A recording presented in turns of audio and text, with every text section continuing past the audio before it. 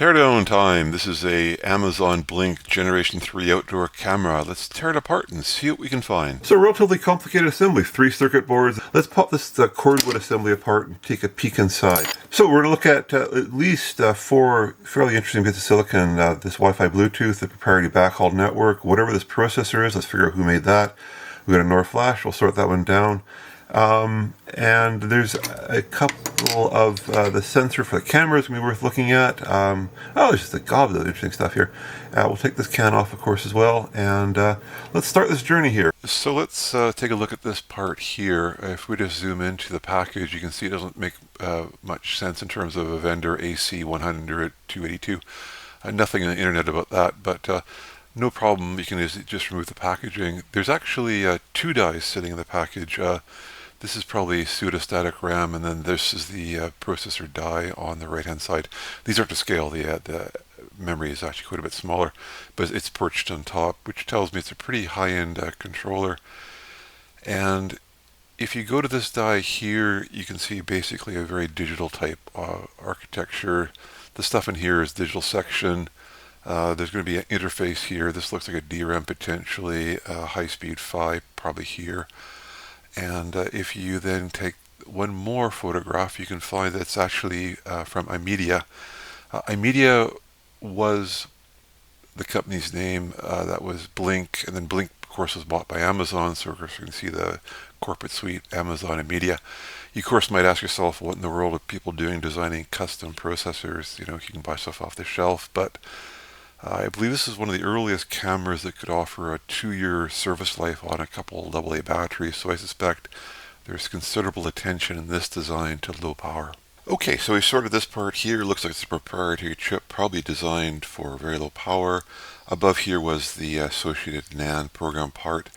But now we got to get those signals from the camera back into a network, and that's going to be this part here. It looks like it's a part from a company called Silicon Labs. This is their logo, and this is the EZR32.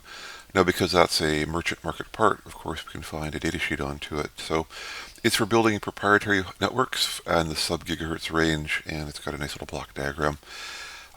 It's got the compute block and all the peripherals you'd expect, but more importantly, it'll just draw the attention to the frequency of operation from about 100 megahertz to a gigahertz.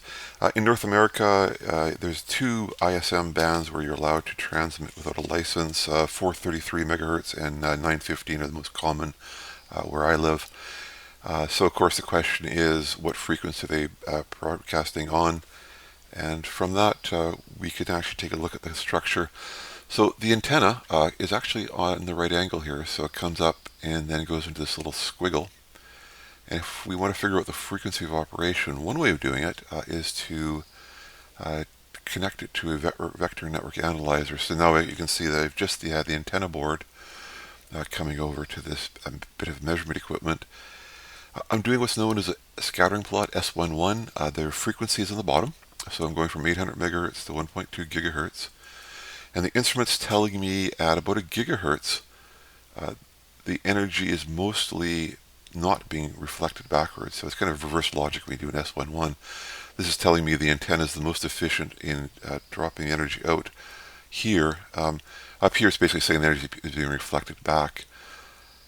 Now because it's the gigahertz, that tells me that this is probably going to be a 915 megahertz band that they're using. Another way of back sorting this is you can go onto FCC's website.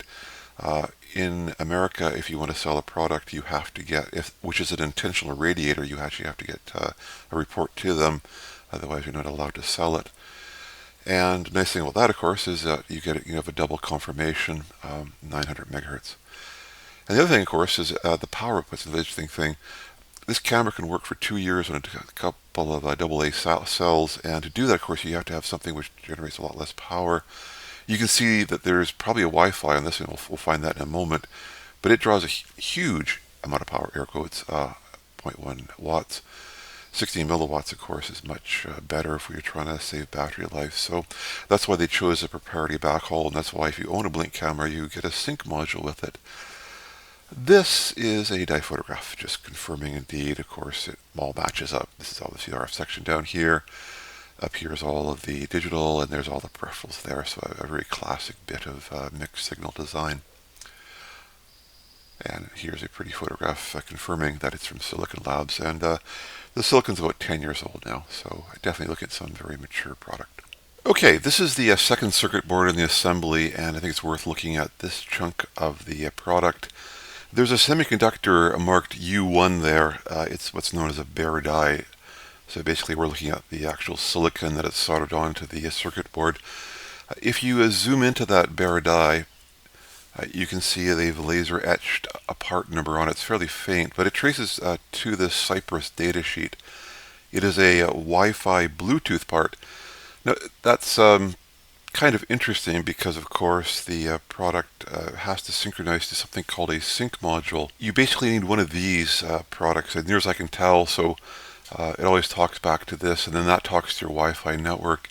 However, I do suspect that that part is there either because it allows the easy setup. One thing that I really appreciate with Amazon is they tend to produce products with really good setup. When I bought a replacement for this blink we're tearing down today, it was easy. It seemed to know where my network was already. I knew who I was, and it paired up very quickly. So you have to use an application on your phone, which of course will only support the Wi-Fi or Bluetooth. So I suspect that's what that's all about. If we zoom into the semiconductor, it looks yellow here because basically there is a polyamide just on top of the silicon die, and these are the actual solder balls that connect right to the board. We're looking at a really sophisticated board. You're soldering bare die flip chips onto it. Not a surprise, Amazon supply chain is very rich, very deep, very powerful. But if you zoom in, of course, you can quickly confirm it's going to be some sort of RF device because, of course, you have the classic inductors sitting there and the digital sections below. So interesting. Didn't really expect a Wi-Fi Bluetooth chip on this product, but it's definitely there and obviously doing something useful. Let's take a look at the camera next. It's a lens here on a plastic body which screws onto the circuit board. They've also integrated a microphone into it. You can see I just cut the wire, so I'm about to remove that housing on the top of the circuit board.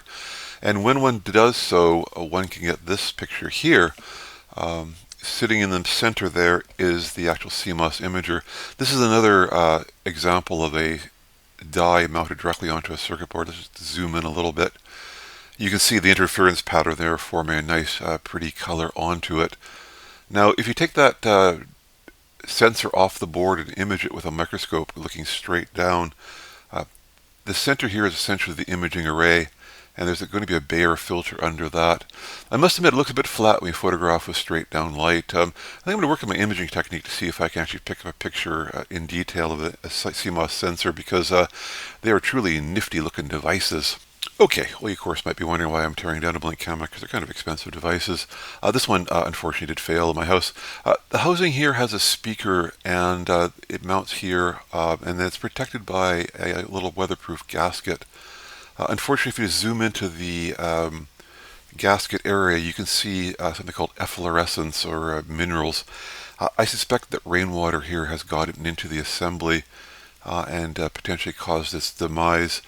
I did try cleaning that off with some isopropyl alcohol, and I was able to get this device to relink to my network briefly, but then it failed again quite promptly. So I'm not entirely sure what the failure mechanism was, but it is no longer working, which is a bit of a shame because they are relatively expensive. I'm not sure if I bought this in 2020 or 2023. I bought my cameras in two different batches. 23, unfortunately, means only got about 3 years service life. 2020, maybe 6 years service life, a little more satisfying. So I guess we might be doing a teardown of a Blink Generation 4 camera here in a few years, because I did replace it with a newer generation, see if it's any better. Well, I hope you enjoyed that teardown of the semiconductors found on a Blink camera, or at least some of them. There's still more to go. Pretty complicated assembly, pretty neat product. This is just a photograph of all the die sitting on the slides, if you're wondering what you're looking at here. I would certainly appreciate a thumbs up in this video. It helps with the YouTube engagement algorithms for the video to be shown to more people. And I'll see you on the next one.